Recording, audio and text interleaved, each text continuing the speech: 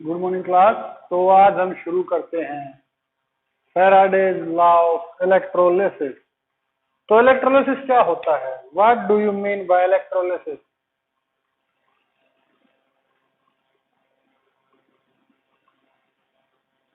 तो इलेक्ट्रोलिसिस क्या होता है हमने पहले भी पढ़ा है। Electrolysis is a process in which electrolyte decompose into its ions when current pass through it। जब किसी कंपाउंड से, किसी सबस्टांस से करंट पास होता है तो वो अपने आयंस में टूट जाता है, इसे बोलते हैं इलेक्ट्रोलिसिस। ये हमने कल पढ़ा था। फिर हमने पढ़ा था इलेक्ट्रोलाइट क्या होता है।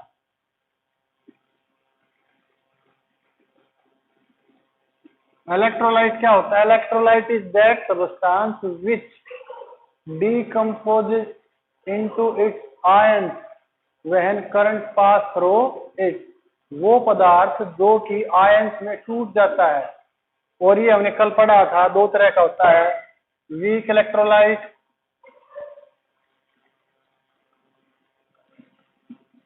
Strong electrolyte.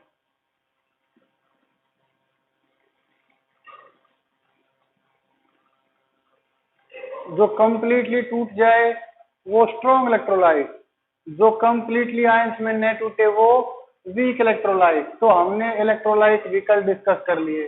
तो हमारा जो आज का टॉपिक होगा वो होगा फैराडेज लॉ ऑफ इलेक्ट्रोलिसिस।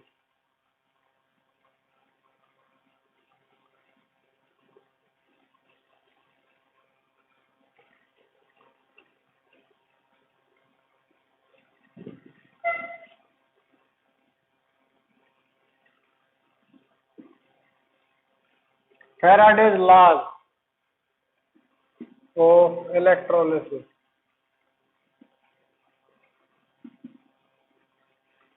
तो फैराडे के दो लॉ है, फर्स्ट लॉ और सेकंड लॉ। तो फैराडेज फर्स्ट लॉ क्या कहता है? तो it states that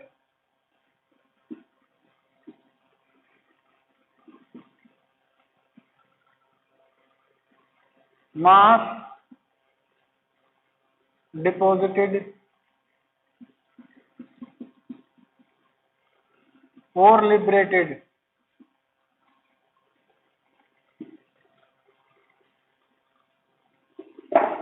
at any electrode is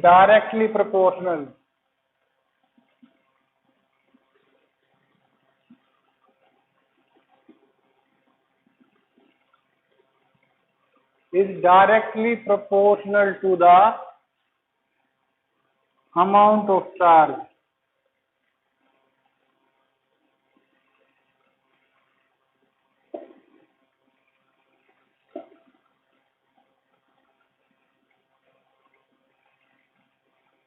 passed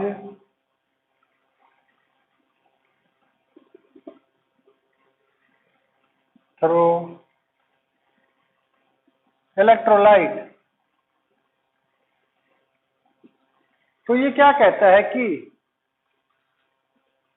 किसी इलेक्ट्रोड पर कोई इलेक्ट्रोलाइट कितना डिपॉजिट होगा या कोई इलेक्ट्रोलाइट गैस के रूप में बाहर निकलेगा, तो वो कितना निकलेगा वो डायरेक्टली प्रोपोर्शनल है अमाउंट ऑफ चार्ज। जितनी देर तक ज्यादा चार्ज पास होगा उतना ही ज्यादा इलेक्ट्रोलाइट डिपॉजिट होगा। कैसे? लेट अस हम एग्जांपल लेते हैं, उसके बाद क्लियर होगा।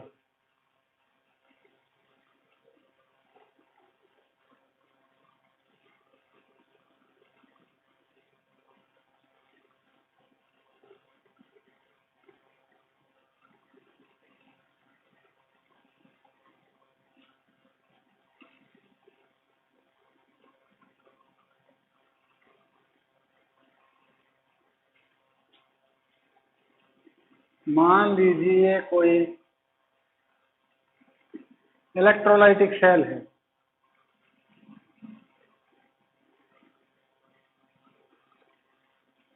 इलेक्ट्रोलाइटिक सेल वो सेल होता है जिसमें हम करंट पास करते हैं और इलेक्ट्रोलिसिस होता है, यानी पहले करंट पास होगा उसके बाद केमिकल रिएक्शन होंगी। जबकि इलेक्ट्रोकेमिकल सेल वो सेल होता है जिसमें पहले केमिकल रिएक्शन होगी बाद में करंट बनेगा, यानी एक सेल तो करंट पैदा करता है और एक सेल करंट को कंज्यूम करता है। तो इलेक्ट्रोलाइटिक सेल करंट को कंज्यूम करता है, इलेक्ट्रिसिटी पैदा नहीं करता, ये कंज्यूम करता है। मान लीजिए कैथोड है, ये एनोड है और ये है NaCl। इसमें क्या भरा हुआ है? NaCl। तो अब क्या होगा? Na पॉजिटिव और Cl नेगेटिव। तो अब क्या होगा? क्योंकि पॉजिटिव है तो वो कैथोड की तरफ मूव करेगा और ये नेगेटिव वाला एनोड की तरफ मूव करेगा। तो रिएक्शन क्या होगी? एट कैथोड, कैथोड पर क्या होगा? Na पॉजिटिव आया प्लस एक इलेक्ट्रॉन और सोडियम में बदल गया, यानी कि कैथोड पर कौन डिपॉजिट होना शुरू हो जाएगा? सोडियम। कौन डिपॉजिट होना शुरू हो जाएगा? सोडियम। जबकि एनोड पर क्या होगा? Cl नेगेटिव आया, Cl प्लस एक इलेक्ट्रॉन, और जब दो क्लोरीन इकट्ठा हो जाएंगे तो क्या होगा? Cl2 के रूप में, गैस के रूप में ये बाहर निकल जाएगी।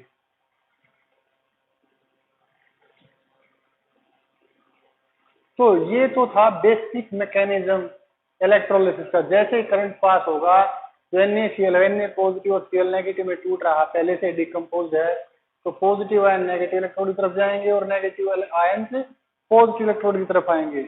और जो रिएक्शन होगी वो क्या होगी? कैथोड पर क्या होगा? सोडियम एक इलेक्ट्रॉन को लेगा और क्या बनाएगा? सोडियम।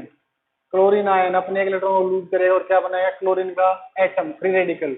जब दो इकट्ठा हो जाएंगे तो Cl2 बाहर निकल जाएंगे। तो फैराडेज पहला लॉ, फर्स्ट लॉ यही कहता है कि जो weight directly proportional to Q, क्या कहता है कि कितना सोडियम यहाँ पर डिपॉजिट होगा या कितनी क्लोरीन यहाँ से बाहर निकलेगी, वो डायरेक्टली प्रोपोर्शनल होगी चार्ज के, कि हमने कितनी देर तक करंट पास किया है। अगर ज्यादा चार्ज पास करेंगे तो ज्यादा मास डिपॉजिट होगा या ज्यादा गैस लिबरेट होगी। अगर हम कम करंट चार्ज पास करेंगे तो कम मास डिपॉजिट होगा। तो फैराडे फर्स्ट लॉ क्या कहता है कि जो amount of mass of electrolyte deposit or liberated, this W is directly proportional to Q, that is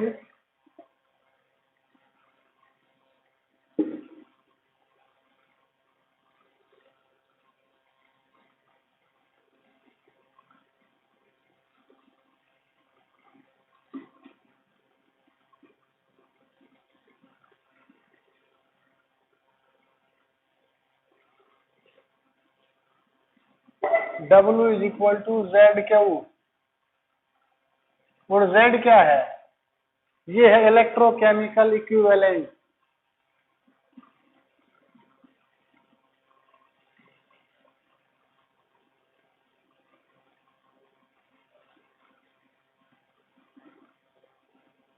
ये क्या होता है? Electrochemical equivalent.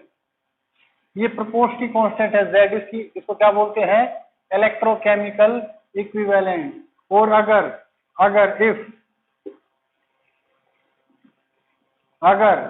Q एक हो, यानी चार्ज एक कूलम हो, कितना हो? तो W is equal to Z। So electrochemical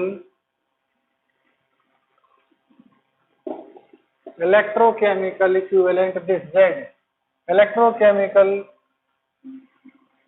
equivalent is equal to amount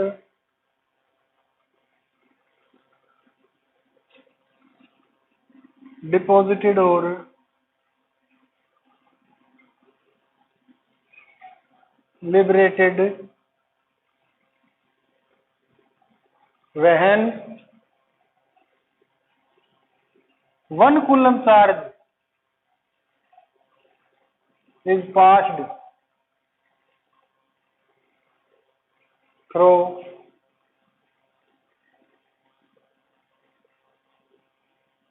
electrolyte. तो देखिए W is equal to Z Q. Faraday's first law क्या कहता है कि अमाउंट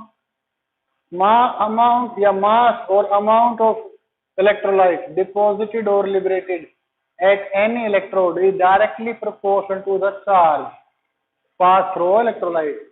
कि जो मास डिपॉजिट होगा वो डायरेक्टली प्रोपोर्शनल है कि कितना चार्ज पास किया है। तो W is equal to Z Q. Z क्या है? Proportionality constant. इसका नाम क्या है? Electrochemical equivalent. और अगर मान लीजिए क्यू 1 कूलम होता तो यहाँ पर एक रखिए Z, W is equal to Z.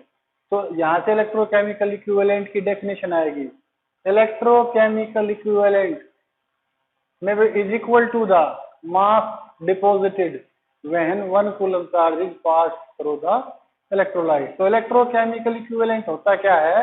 Electrochemical equivalent वो मास है जो डिपॉजिट होगा या लिबरेट होगा किसी भी इलेक्ट्रोड पर। कब? जब इलेक्ट्रोलाइट से 1 कूलम चार्ज पास होगा। So we can say that electrochemical equivalent is equal to the mass deposited or liberated as at any electrode when 1 coulomb charge is passed through the electrolyte.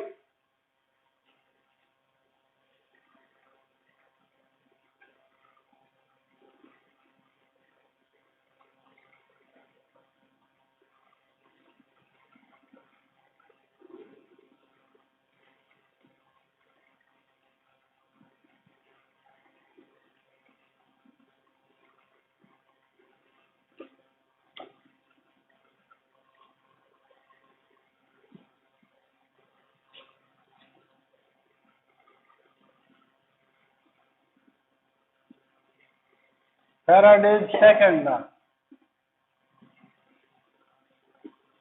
Faraday's second law क्या कहता है? ये कहता है, देखिए, if same charge is passed through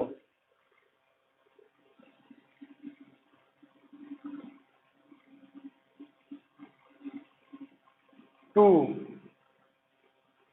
different electrolytes,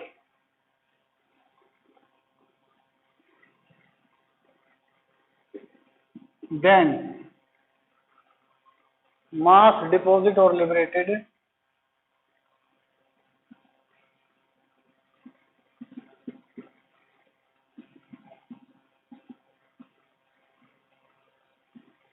is directly proportional to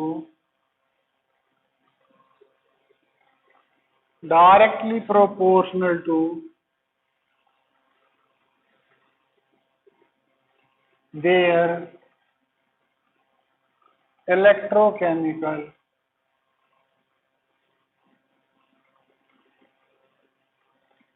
equivalent। तो ये क्या कहता है कि मान लीजिए मेरे पास दो अलग अलग इलेक्ट्रोलाइट है,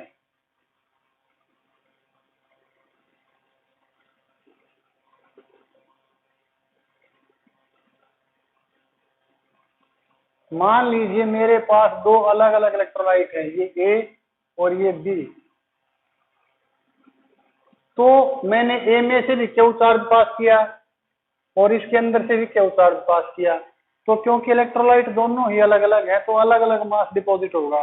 तो किसका मास ज्यादा डिपॉजिट होगा, किसका मास कम डिपॉजिट होगा, वो डिपेंड करेगा उनके इलेक्ट्रोकेमिकल इक्विवेलेंट पर।